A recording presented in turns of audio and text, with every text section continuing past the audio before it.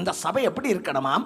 கரை திரை முதலானவைகள் ஒன்றும் இல்லாமல் கரை திரையில்லா சபையாக கற்புள்ள கன்னிகையை போல, கரை திரையில்லா சபையாக கற்புள்ள கன்னிகையை போல இயேசுவுக்காக ஜீவிப்போமே என்றும் அவர் சித்தம் செய்திடுவோம்,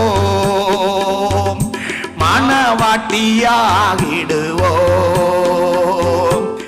ஆமென். இங்க என்ன சொல்லப்பட்டிருக்கிறது?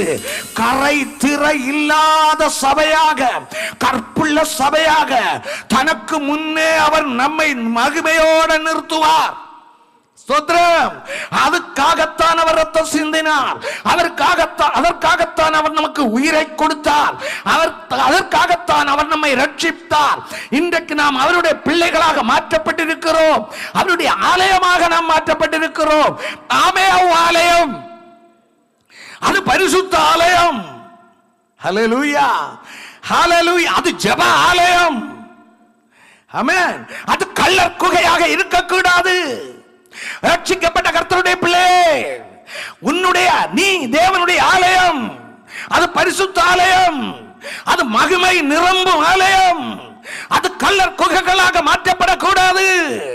கள்ளர் குகையாக மாறினால் ஒரு நேரத்தை கொடுப்பார், அவர் வருவார். ஆமென். சாட்டவார எடுப்பார், ஹல்லேலூயா, அடிச்செல்லாம் வெளியே துரத்துவார். துரத்த நீ இடம் கொடுக்கணும்.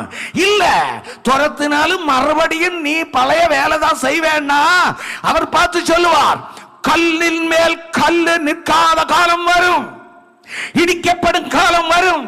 அந்த ஜனங்கள் என்ன செய்யல? ஆண்டவருடைய ஆலயத்தை பரிசுத்தமா வைக்காததுனால ஏடி 70 ஒரு கல்லின் மேல் ஒரு கல்லு கூட இருக்காம அந்த ஆலயத்தை இடித்து போட்டார்கள். நீ ரட்சிக்கப்பட்ட என்றாய், ஞானஸ்நானம் எடுத்தாய் என்றாய், உன்னுடைய சரீரம் பரிசுத்த ஆலயம். ஹல்லேலூயா. இந்த சபையை மகிமையோடு அவருக்கு முன்னாடி நிறுத்தத்தான் அவர் வருகிறார்.